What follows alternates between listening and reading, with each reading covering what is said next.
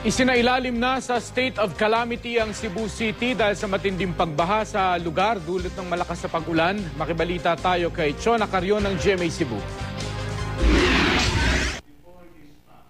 Nagdeklara na ng state of calamity ang lungsod ng Cebu dahil sa matinding pagbaha roon, kasunod ng malakas na pag-ulan kahapon.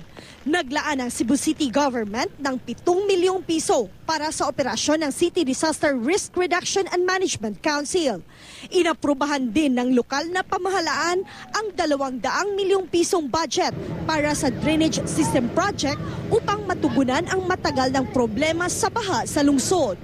May naitala ring paggalaw ng lupa sa ilang bahagi ng Cebu matapos ang malakas na pagbuhos ng ulan kahapon. Sa lungsod ng Naga, nabagsakan ng 2 malaking bato ang barangay hall ng Barangay Lanas. Wala namang naitalang nasaktan sa insidente. Mao ni among gipangitaag solution kung amo bal nang ni riprapan. Lubog naman sa baha ang ilang bahay sa bayan ng Minglanilla. Tagahawak, sir. Oo. Makwit sa babaw.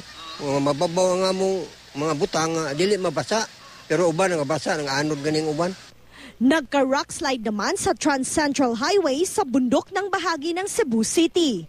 Nagsagawa agad ng clearing operation ang DPWH at naialis na sa daan ang mga gumuhong bato. Mukon siya nga bato, munang dali rin mga tagak.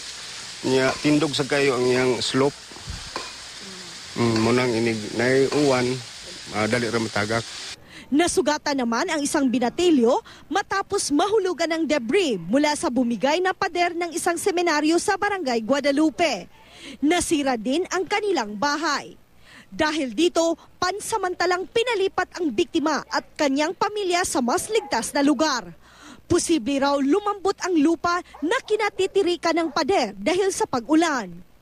7 silid-aralan naman sa Southwestern University sa Barangay Sambag ang nasira matapos manalasa ang isang buhawi. Nikusog kalit ang uwan, nikalit magkikusog hangin.